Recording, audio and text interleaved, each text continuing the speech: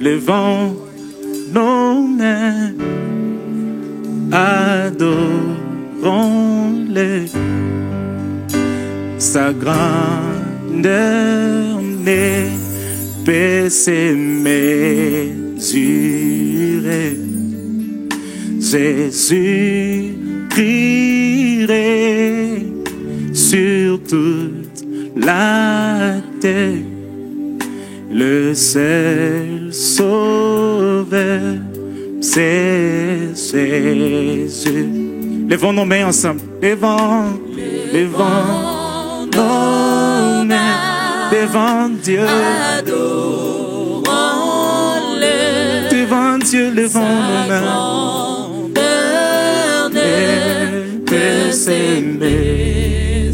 Jésus règne. Jésus crierait. Il règne sur toute la terre. Le seul sauveur. Le seul sauveur, c'est toi. Devant les rois, levons nos mains. Jésus. Alléluia.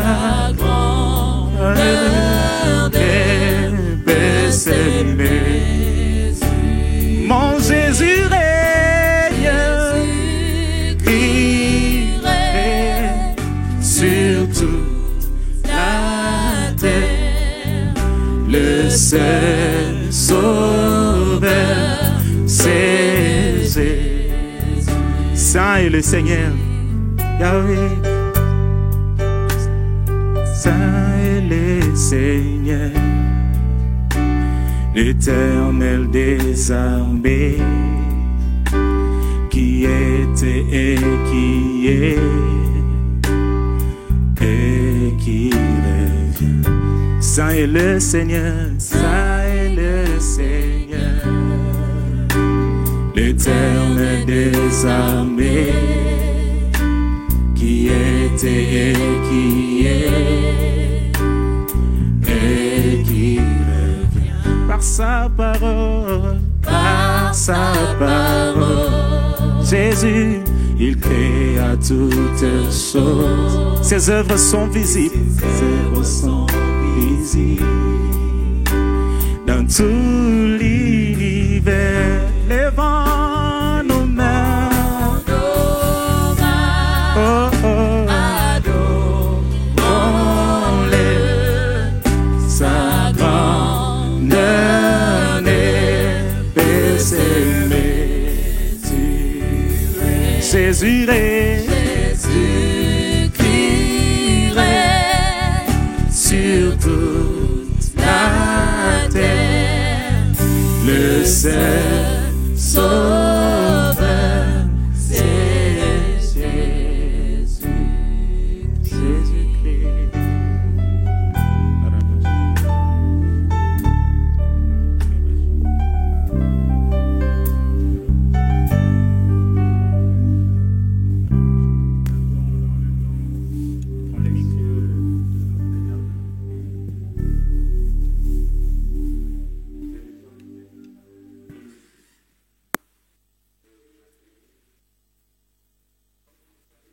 De la délivrance de Dieu qui est la réponse, le résultante de la prière, et non pas seulement de la prière, mais nous avons parlé du comportement, de l'attitude. Le Dieu qui est le maître des temps, nous avons eu presque 4 points. Le Dieu qui est le maître des temps et des circonstances, il contrôle toutes choses. Et comme il contrôle toutes choses, il intervient lorsque nous obéissons et nous marchons selon sa parole. Il intervient parce que Dieu est le rémunérateur de ceux qui s'approchent de lui, non pas seulement par la foi, mais la foi aussi, c'est l'obéissance à la parole de Dieu. Et aussi, hier, nous avons vu comment Dieu a intervenu dans la vie de son peuple, alors qu'il y a la méchanceté d'un homme qui s'est levé. La délivrance providentielle de Dieu résultant de la prière vraie. C'est ça, c'est le thème que nous avons pris depuis tous ces temps. Et si on peut nous balancer les 4 points que nous avons abordés. Le premier point était Dieu est le maître des temps et des circonstances. Et lorsque nous lisons les livres d'Esther, il n'y a pas le nom de Dieu dedans. Nous voyons au moins 5 personnages. Nous voyons le roi Assyrus, qui est l'empereur de l'Empire perse. Et nous voyons Aman, qui est le premier ministre, celui qui coordonne toutes les affaires du royaume. Nous voyons encore Mardoché dedans. Et nous voyons Esther et la reine Vashti qui a été détrônée. Mais dans le point que nous avons vu, Dieu est le maître des temps et des circonstances. Dieu est en train d'orchestrer certaines choses qui se passent et nous voyons Dieu dans la vie et dans le caractère et dans la marche de ses enfants, même s'ils ne sont pas dans leur nation. Souvent, nous sommes dans le confinement maintenant et Dieu permet que notre vrai homme, qui est en relation avec Dieu verticalement et avec Dieu horizontalement, se révèle pendant ces temps de confinement. Est-ce que nous cherchons la faveur de Dieu? Le deuxième point était toute chose concourt au bien de ceux qui aiment Dieu, parce que c'est Dieu-là qui nous aime lorsque nous marchons selon sa parole, qui sera le troisième point, lorsque nous sommes soumis et obéissants à sa parole. C'est Dieu rémunère toujours, honore toujours la foi. C'est pourquoi la Bible nous avons lu, approchons-nous humblement de lui, approchons-nous du trône de la grâce pour obtenir la miséricorde après avoir été éprouvés. Et ce soir, nous continuons. Je crois que nous introduisons ce que nous allons parler dans ces livres d'Esther. Je les lis, je les relis encore. Et je trouve que c'est un livre qui est un livre circonstanciel pour ces événements. Parce que la Bible est d'actualité. La Bible est d'actualité. Nous voyons les événements actuels qui se passent dans le monde ressemblent à ce qui se passe, à ce qui s'est passé au temps de Mardoché, d'Esther et du peuple d'Israël en Égypte. Non pas en Égypte, mais à Babylone. Ils ont vu les empires se succéder jusqu'à le dernier empire romain, quand ils sont revenus. Mais à Babylone, ils ont vu l'empire Babylone, l'empire Médo-Perse et l'empire grec. L'empire grec d'Alexandre le Grand. Et finalement, ils sont rentrés et c'est alors qu'ils ont été encore conquis par l'empire romain. Cet animal qui est en train d'émerger encore une fois. Ce que nous voulons prier. Nous disons merci au Seigneur pour ces moments que nous partageons. Merci pour ta fidélité et merci pour ton amour, de savoir que tu es le Dieu qui nous aime et qui nous donne ta direction par le Saint-Esprit pour que nous puissions connaître ton cœur et ta pensée. Que tu bénisses ces moments au nom de Jésus-Christ. Amen. Il est dit dans la parole de Dieu, dans Proverbe 14, que la faveur du roi est pour les serviteurs prudents et sa colère pour celui qui fait la honte. Et nous introduisons ce soir comment survivre dans un monde hostile et oppressant. Comment survivre dans ce monde-là? Les enfants d'Israël ont connu cela à cause de leur désobéissance à la parole de Dieu, c'est vrai, mais ils étaient dans un monde hostile et ce monde était aussi oppressant. Et nous voyons les personnages, par exemple, que nous allons vérifier. Nous avons Aman, nous avons le roi Cyrus lui-même, les deux grands personnages qui sont malveillants dans leur vie, dans les livres que nous voyons, mais non pas les seuls. Il y a d'autres personnes aussi, les backgrounds de la situation qui s'est passée, et d'autres personnalités moins en vie, mais manifestent aussi un comportement marqué par le péché. Parmi elles, se figurent les 7 ministres d'Assyrus qui ne pensent qu'à accroître leur domination sur les femmes. C'est-à-dire, même au sommet des gens qui étaient proches, la révolte de Vashti ne pouvait pas exprimer que toutes les femmes qui étaient dans l'Empire pouvaient se comporter comme Vashti. Vashti pouvait avoir ses raisons de refuser cette exubérance de ce que son mari voulait qu'elle vienne se présenter. Je ne sais pas, Vashti, je ne la trouverai pas au ciel.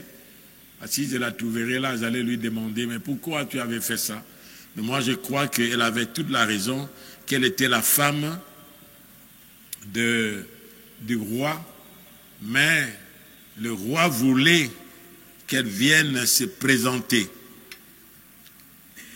La richesse, comme la Bible nous dit dans Proverbe 14, 24, la richesse est une couronne pour les sages. La folie des insensés est toujours de la folie.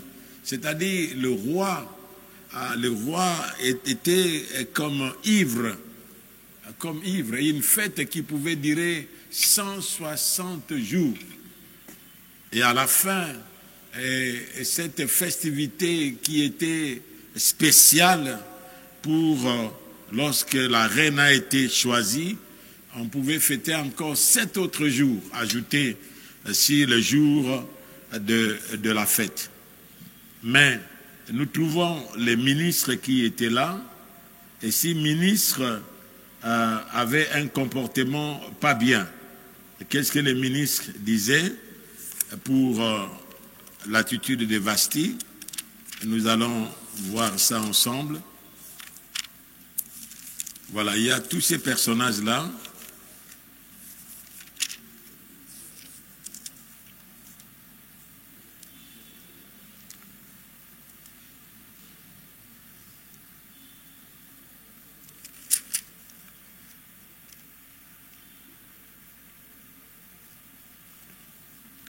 Il y a les eunuques, les ministres du roi qui sont venus après la désobéissance et ce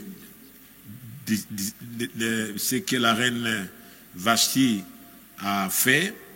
Il est dit au verset 10e du chapitre 10 que le 7e jour, le roi, comme le cœur du roi était réjoui par le vin.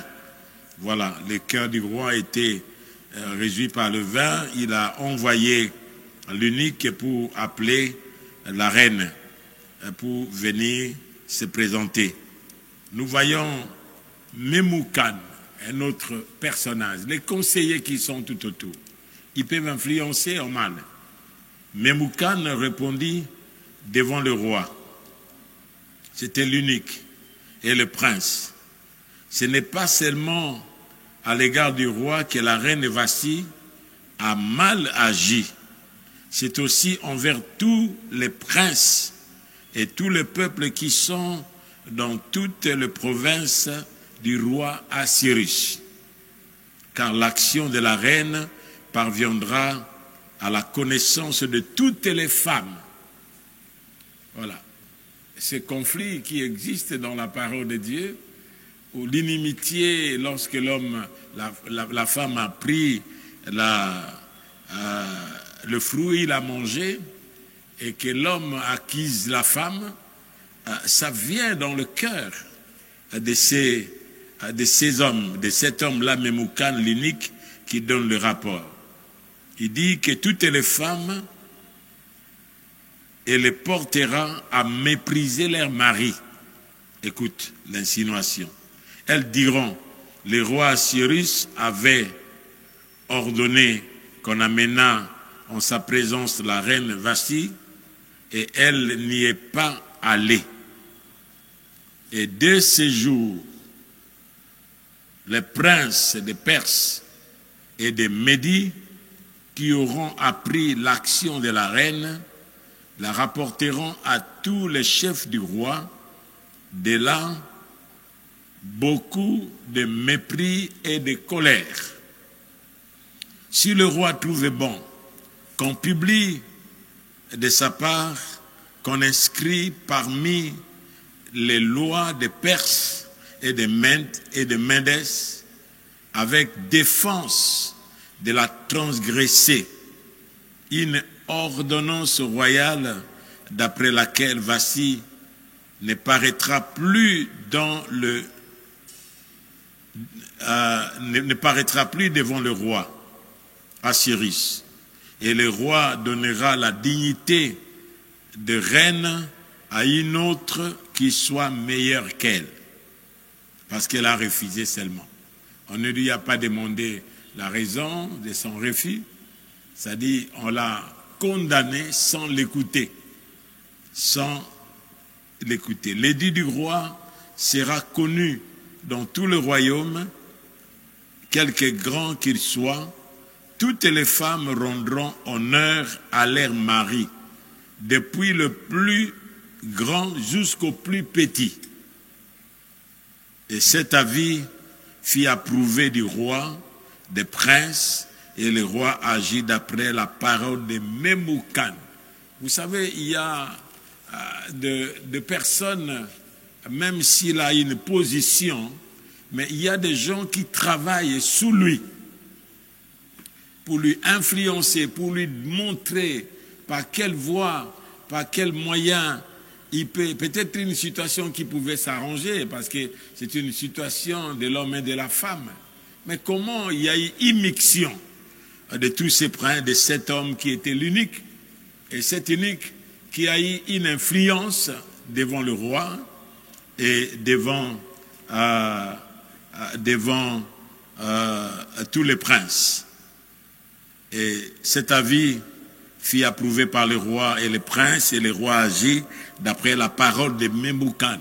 Le roi n'a pas agi parce qu'il avait consenti de détrôner la reine, mais les paroles de Memucan.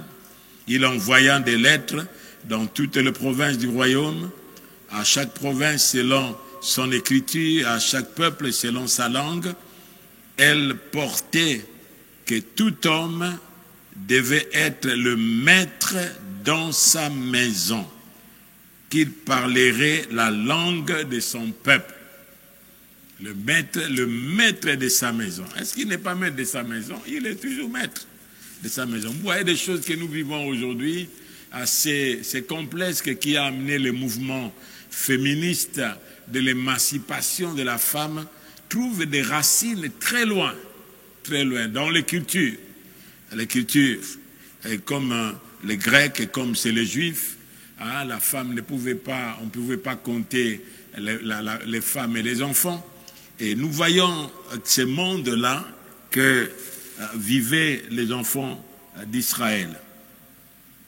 Et la Bible nous dit, non pas seulement que nous trouvons l'homme, Memucan, qui était l'unique, nous citons aussi Jéresh. Nous sommes en train de parler d'un peu de background de ce que nous allons aborder, comment survivre dans un monde hostile et oppressant. Citons aussi Jéresh, qui est la femme d'Aman. Plus prompte que son mari, a souhaité la mort de Mardoché, mais elle sera aussi la première à se désolidariser d'Aman devant l'imminent échec d'Aman. Quand nous continuons, nous voyons que Aman s'est rendu à la maison, dans sa maison, dans le livre de Esther au chapitre 5, Aman sortit ces jours-là, joyeux parce qu'il sortait, le roi vient de lui donner les honneurs, et puis il a mangé dans la maison de la nouvelle reine. Le roi l'a invité lui seul, il était l'unique invité parce que le roi avait dit ceci, qu'on associe Aman dans le festin qu'Esther a organisé. Esther n'a pas voulu inviter le roi lui seul, mais Esther a invité le roi qu'il associe, le roi a associé Aman. Et la Bible nous dit ceci.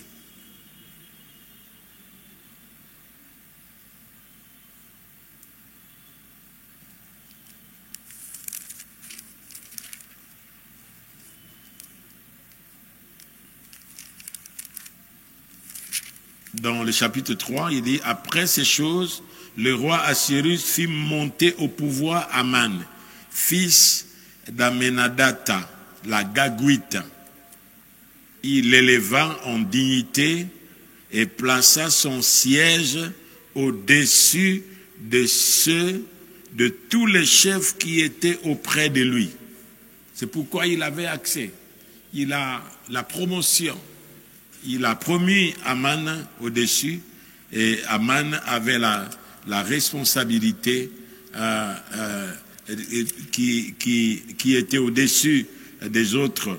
Et tous les serviteurs du roi qui se tenaient à la porte du roi fléchissaient le genou et se prosternaient devant Aman, car tel était l'ordre du roi à son égard.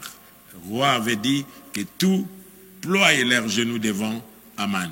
Mais Mardoché ne fléchissait point le genou et ne se prosternait point. Et lorsque la femme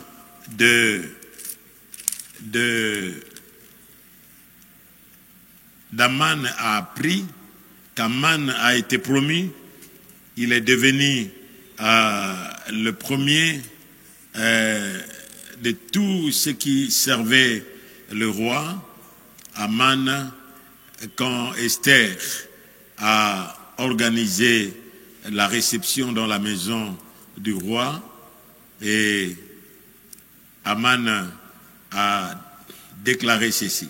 Esther, quand Esther a posé son problème au roi, le roi lui a dit, reine Esther, même si c'est la moitié de mon royaume, si tu me demanderas même la moitié de mon royaume, cela te sera accordé. Et la reine Esther, depuis plusieurs mois, elle ne s'était pas approchée.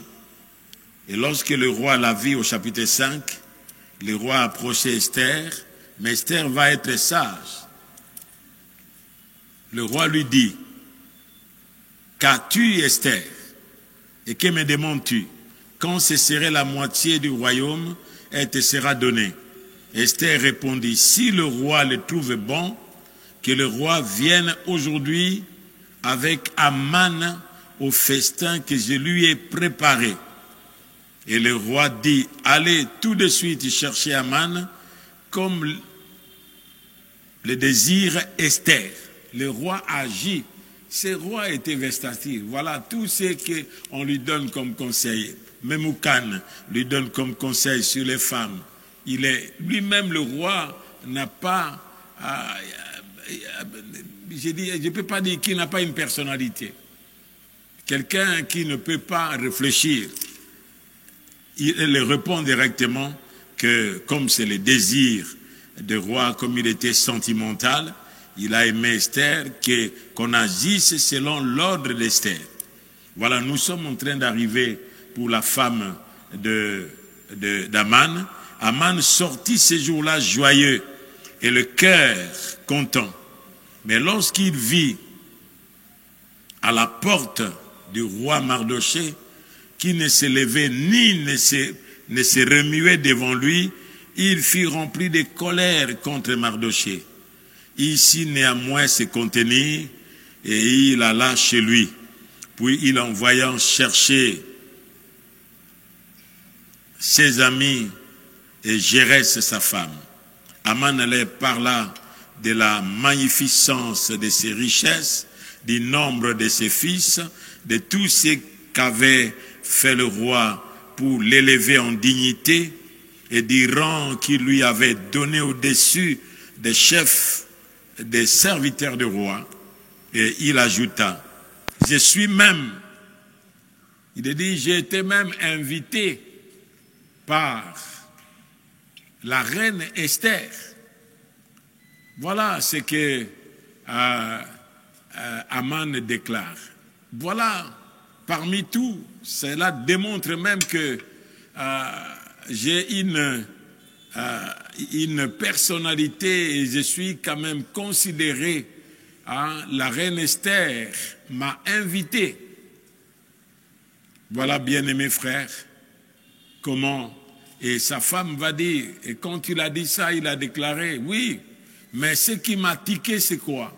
C'est que Mardochée, qui est un serviteur, il ne se lève pas, il n'obéit pas, même à ce que le roi a dit, que tous ceux qui me voient, ils ploient leurs genoux devant moi, personne ne... Tout le monde ployait leurs genoux, mais sauf Mardochée. C'est là que nous trouvons la réaction de sa femme.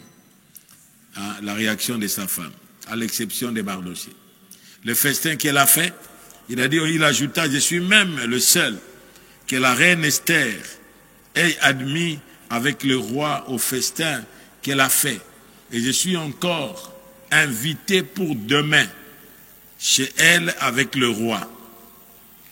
Mais tout cela n'est d'aucun prix pour moi. Aussi longtemps que je verrai Mardochée, les Juifs assis à la porte du roi, aussi longtemps que je verrai Mardochée. Pour lui, tous ces honneurs qu'il a, il ne s'occupe pas.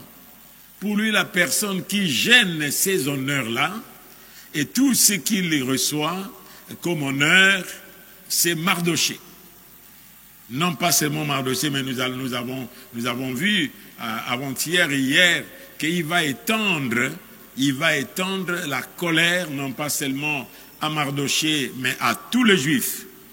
Jérès, sa femme, et tous ses amis lui dirent qu'on prépare un bois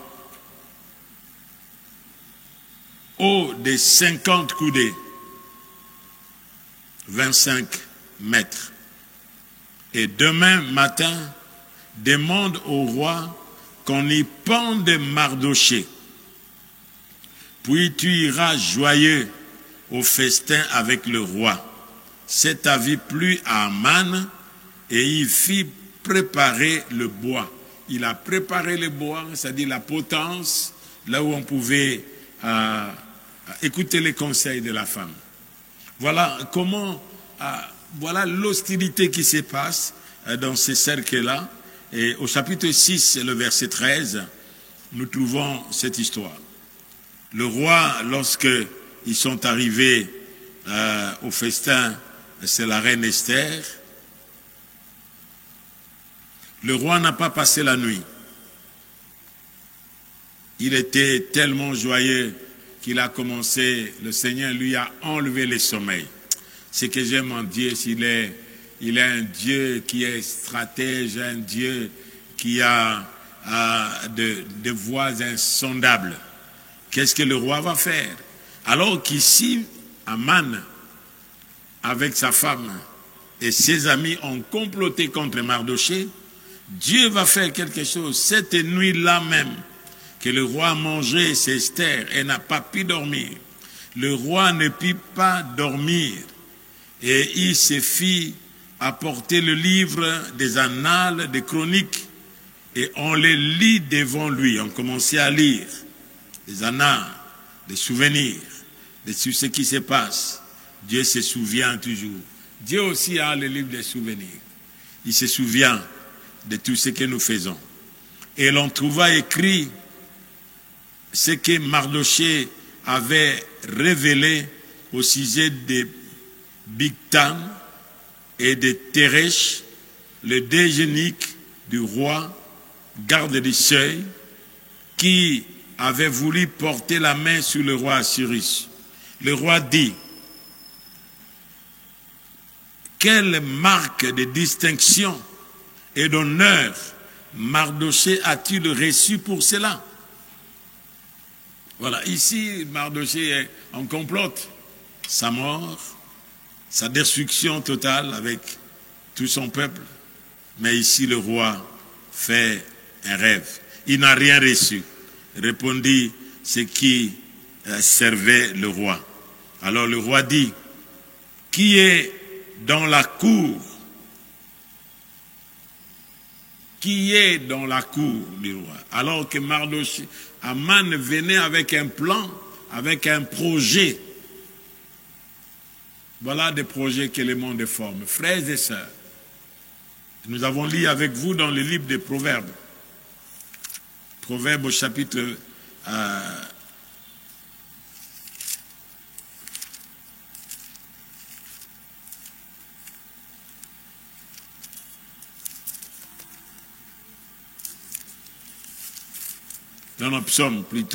37. Nous avons lu avec vous dans le psaume 37. Nous avons lu ceci. Ne t'irrite pas contre les méchants, n'envie pas ceux qui font le mal, car ils sont fauchés aussi vite que l'herbe, et ils se flétrissent comme les gazons verts. Confie-toi en l'Éternel et pratique le bien. Aie le pays pour demeure et la fidélité pour pâture. Fais de l'Éternel tes délices, il te donnera ce que ton cœur désire. Recommande ton sort à l'Éternel. Mets en lui toute ta confiance, il agira. Il fera paraître ta justice comme la lumière et ton droit comme le soleil à son midi. Garde le silence devant l'Éternel et espère en lui. Ne t'irrite pas contre celui qui réussit dans ses voies, contre l'homme qui vient à bout de ses mauvais desseins. Voilà, Aman avait des mauvais desseins. Laisse la colère, abandonne la fureur, ne t'irrite pas. Ce serait mal faire, car le méchant sera retranché, et ceux qui espèrent en l'Éternel posséderont le pays. Alléluia. Encore un peu de temps et le méchant ne sera plus. Il regardera le lieu où il était et il a disparu. Le misérable possède le pays et il jouit abondamment de la paix. Verset 12 nous dit: le méchant forme des projets contre le juste. Il grince des dents contre lui. Verset 13 nous dit: le Seigneur se rit du méchant car il voit que son jour arrive. Il voit que son jour arrive. Alors on a demandé au verset 4e, alors le roi qui dit: qui est dans la cour? Aman était venu dans la cour extérieure de la maison du roi pour demander au roi de faire pendre Mardochée au bois qu'il avait préparé pour lui. Voilà le mauvais dessein qu'il avait pour Mardochée. Voilà, frères et sœurs, les mauvais desseins. C'est pourquoi nous avons dit que la délivrance de Dieu est le résultat aussi de la prière. Mais ici, nous voyons un monde hostile. Mais ils ont prié, mais ils avaient confiance en Dieu. Ils avaient confiance que Dieu, nous avons fait notre part, mais Dieu fera notre part. Le serviteur du roi répondit, c'est Aman qui se tient dans la cour. Et le roi dit, qu'il entre. Aman entra, et le roi lui dit, que faut-il faire pour un homme que le roi veut honorer? Aman se dit en lui-même, quel autre que moi le roi voudrait-il honorer? Il s'est dit en lui-même, il m'a honoré maintenant, il veut encore m'élever encore. Je vais devenir qui? Vice-empereur, vice-roi? Et Aman a répondu au roi, pour un homme que le roi veut honorer, il veut parler de ce que lui compte recevoir. Il faut prendre les vêtements royaux dont le roi se couvre et le cheval que le roi monte.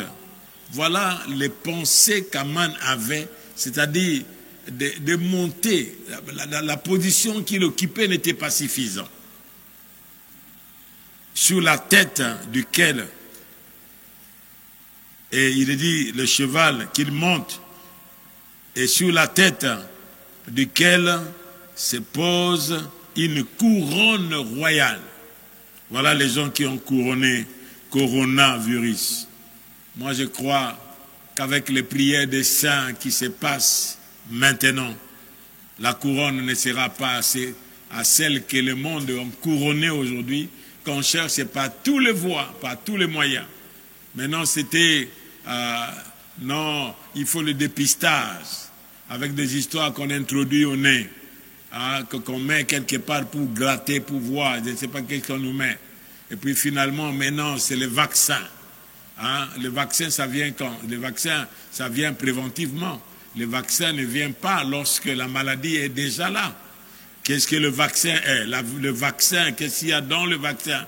Il y a dans le vaccin que le germe de ces virus diminuent, qui est dans le corps. Voilà ce qui se prépare. Mettre les vêtements et le cheval à l'un des principaux chefs du roi, puis revêtir l'homme que le roi veut honorer, le promener à cheval à travers la place de la ville et crier devant lui. C'est ainsi que l'on fait à l'homme que le roi veut honorer. Le roi dit à Aman, prends tout de suite les vêtements et le cheval, comme tu l'as dit. Aman a dit, et ce qu'il a dit, le roi lui oblige de faire. Fais ainsi pour Mardoché. Alléluia. Fais ainsi pour Mardoché, le juif qui est assis à la porte du roi. Ne néglige rien de tout ce que tu as mentionné. C'est-à-dire, lui-même a mentionné ça, et le roi lui dit, voilà comment les choses se passent. Ne néglige pas tout ce que tu as dit là, que pour un homme qui devait être honoré par le roi, ne néglige en rien, ne néglige en rien. Tu vas faire tout ce que tu as mentionné. Et Aman prit les vêtements et le cheval, il revêtit Mardoché, il les promena à cheval à travers la place de la ville et il cria, lui Mardoché, voilà comment le Seigneur fait monter celui qui marche à pied, il le fait monter sur le cheval. Et voilà celui qui était sur le cheval, il descend en bas par la puissance de la prière. Frère, moi je crois à la puissance de la prière. Il n'a pas utilisé autre chose. Il ne s'est pas plaint. Quoique la reine Esther était là, il n'a pas révélé tous les secrets. Il a donné seulement la stratégie de la prière. Esther a dit, priez. Mardoché lui poussait d'agir. Esther était tellement discrète. Voilà les qualités des femmes. Voilà les qualités des dames qui peuvent être autour des personnes qui sont des leaders. Et la Bible nous dit que c'est ainsi que l'on fait à l'homme que le roi veut honorer. Mardochée retourna à la porte du roi et Aman était devant. Lui marchait à pied et Mardochée au-dessus. Voilà ce qu'on peut faire de l'homme que le roi a honoré. Voilà ce qu'on peut faire de l'homme que le roi a honoré. Voilà ce qu'on peut faire. Alors tous se prosterner devant Mardochée. Voilà le nom qu'il faut donner à votre enfant. Mardochée, un très bon nom. Aman, lorsque Mardochée est retourné à la maison, chez lui,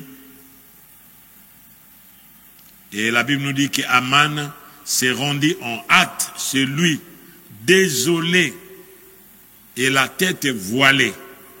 Il est rentré désolé, la tête voilée. Verset 13. Aman raconta à Jérès, il va raconter maintenant à sa femme. Et tous ses amis, tout ce qui lui était arrivé. Et ses sages et Jérès et sa femme lui dirent, si Mardochée devant lequel tu as commencé de tomber est de la race des Juifs, tu ne pourras rien contre lui, mais tu tomberas devant lui. Alléluia. Tu ne pourras rien contre lui. Frères et sœurs, il y a des choses qui peuvent se passer au milieu d'un monde hostile et oppressant. Et lorsque nous avons Dieu, lorsque nous cherchons Dieu, Dieu peut retourner la vapeur. Dieu est capable, il est le maître des temps et des circonstances. Mais il n'est pas seulement le maître des temps et des circonstances, il les contrôle. Comme il lui parlait encore, les eunuques du roi arrivèrent et conduisirent aussi Aman au festin d'Esther qu'Esther avait préparé. Maintenant, il vient le prendre pour le conduire au festin maintenant. Voilà. Mais est-ce que cette fois-ci, il va aller dans le festin avec la joie comme il était rentré pour venir planifier la mort de Mardochée? Voilà, cette femme se dissocie. Voilà ce que la femme et les sages et les amis. Faites attention. La Bible nous dit que les mauvaises compagnies corrompent les bonnes mœurs. Faites attention lorsque vous êtes avec les amis, même avec les collaborateurs, même avec les personnes qui sont autour de vous, dans la famille. Moi, ce qui est merveilleux, le Seigneur m'a dit toujours, n'écoute pas seulement les paroles, mais écoutez l'esprit qui anime les paroles. Derrière les paroles de quelqu'un, il peut y avoir une flatterie, il peut y avoir un mensonge, il peut y avoir quelque chose qu'il est en train de cacher, mais il montre une apparence. Frères et sœurs, n'écoutons pas seulement les paroles, mais priez le Seigneur pour que nous puissions discerner l'esprit. Vous savez, même dans les discours qui sont prononcés, des fois nous écoutons des discours pompés des grands leaders, mais il faut prendre ces discours-là à partir du bas et remonter. Vous allez voir que c'est le contraire de ce qu'il dit. C'est le contraire de ce qu'il déclare. Nous devons faire attention. Un homme sage n'est pas un homme qui se précipite seulement à écouter tout. Il est dit, bien entendu, que le projet échoue, faute de conseils, mais il y a des conseils qu'il ne faut pas écouter pour faire réussir ton projet. Si Aman, Mardochée avait ses projets racontés à tout le monde, même à certains juifs, ils pouvaient être des traîtres pour aller le trahir. Et voilà ce que Dieu a fait. Ce soir, nous pouvons nous limiter là. Ce soir, et nous voyons certaines, la femme d'Aman se désolidarise de lui. quand tu as une imminence échec. Certaines personnes peuvent être à côté de nous lorsque tout va bien. Lorsque nous réussissons dans ce que nous faisons, voilà, les gens viennent autour de vous, ils viennent, ils sont là, ainsi de suite, parce que nous voulons nous réjouir. Ce n'est pas mauvais. La Bible nous dit, réjouissez-vous avec ceux qui se réjouissent et pleurez avec ceux qui pleurent. Mais des fois, frères et sœurs, ceux qui se réjouissent avec nous, des fois, ne sont pas des hommes qui sont honnêtes dans leur cœur. Notons encore que Arbora, l'inique au service du roi qui voulait planifier le complot. Ainsi, il y a eu enfin aussi les 10 fils d'Aman qui militent dans le parti de leur père. Autant dire que le mal foisonne dans tout le royaume. Le mal était dans tout le royaume, dans tout l'empire. Les femmes ne sont pas d'ailleurs pas meilleures que les hommes, puisque l'épouse d'Aman semble pire que son mari.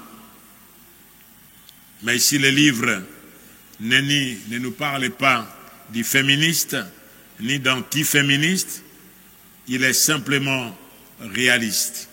Ici, nous voyons comment des choses sont. Le genre humain entier, hommes et femmes, renie est mauvais. Mais nous devons, dans ce monde où nous sommes, c'est pourquoi la Bible nous dit, n'aimez point le monde. Le monde, ce n'est pas ce que nous appelons cosmos. Non, non, ce n'est pas ce monde dont on parle. Le système, la manière de vivre. C'est pourquoi la Bible nous dit, dans Romains 12, offrez-vous comme un sacrifice vivant. Je termine là. Offrez vos corps comme un sacrifice vivant. Ne vous conformez pas au siècle présent, au monde présent, mais soyez transformés par le renouvellement de l'intelligence. Ne vous conformez pas au siècle présent, au monde présent. Le monde dont parle la Bible ici, c'est le monde système. Il dit, je vous exhorte, frères, par les compassions de Dieu, à offrir vos corps comme un sacrifice vivant, saint, agréable, ce qui sera de votre part un culte raisonnable. Ne vous conformez pas au siècle présent, au monde présent, avec son système, mais soyez transformés par le renouvellement de l'intelligence, afin que vous discerniez quelle est la volonté de Dieu, ce qui est bon, agréable et parfait. Voilà, que ce soir, que le nom du Seigneur soit béni. Frères et sœurs, nous savons que nous vivons dans un monde hostile. Hostilité de ces textes que nous avons vus, c'est la haine d'un homme qui l'étend sur tout un peuple. Et il dit au roi, ils se multiplient. Et ils ont les lois que les lois du roi. Ils ne vivent pas sous les lois du roi. Et ce peuple est puissant, ils se sont multipliés. Mais qu'est-ce que la Bible nous dit dans Jérémie que nous avons lu 29? Dieu voulait que là où ils sont, qu'ils se multiplient, qu'ils deviennent puissants. Mais le contraire, maintenant, que Aman a, c'est la même pensée, le même esprit, que nous pouvons appeler les amanistes actuellement, qui est l'humanisme séculier. L'humanisme, nous prenons Aman, amaniste. Aujourd'hui, c'est ce qu'ils font. Comment une personne peut se réveiller le matin et penser à ce que, oui, le taux de démographie de l'humanité est tel qu'il faut chercher à le diminuer. À le diminuer comment? Il faut les tuer. Oh, il faut les tuer. Il faut les éliminer par des moyens qui sont subtils, les moyens qui sont subtils petit à petit, et on va éliminer les gens. Dieu ne voudra jamais, et les projets de l'ennemi ne réussiront jamais. Dieu les confondra. Il accomplira sa parole, parce que Dieu veut accomplir sa parole. Ce qu'il a déclaré, qu'il y aura dans Daniel 7, où ils vont faire la guerre aux saints. Il va chercher même à vaincre les saints. Mais les saints seront secourus. Et nous croyons qu'il y a un secours qui vient. Bien-aimés frères et sœurs, là où vous êtes, ne soyez pas découragés par ce que nous voyons dans nos réseaux sociaux, de ce qui se prépare, de ce qui se ligue, de ce qui se font. Nous devons prier pour nos leaders et nous devons prier pour ceux qui ont la décision, pour qu'ils ne prennent pas de décision à cause de l'influence de l'Occident ou à cause de l'argent ou à cause de la pauvreté. Nous ne sommes pas pauvres. Le pays comme le Congo n'est pas pauvre. Nous enrichissons un grand nombre. Ils viennent prendre chez nous, même celui qui a ces projets-là. Où est-ce qu'il a trouvé les coltans qui est en train de faire fonctionner les ordinateurs? Il les a trouvés où? C'est dans notre pays. C'est comme la bombe d'Hiroshima qui a été lancée à Nagasaki, hein, avec cet uranium qui venait de chez nous. Ils veulent que tout ce qui vient de chez nous puisse être l'objet de la destruction de l'humanité. Nous ne participerons jamais dans cela. Jamais, frères et sœurs. Il ne faut pas en vouloir. Si vous êtes un frère, que vous êtes là dans le lieu où on prend des décisions, si vous ne vous levez pas par la parole de Dieu et déclarez ces choses, vous êtes un lâche. Vous êtes un lâche. Et les lâches, ce sont des complices. La Bible nous dit que si vous ne dites rien, vous êtes complices. Ne soyez pas complices dans ce qui se fomente pour la destruction de l'humanité. Notre Dieu, notre Père, nous voulons te rendre gloire et grâce. Nous vivons dans un monde hostile, dans un monde qui est oppressant. Mais nous savons, Seigneur, que tu ne nous as pas laissés seuls. Tu nous as envoyé ton Fils Jésus, qui a dit que vous aurez des tribulations dans le monde. Mais prenez courage, moi j'ai vaincu le monde.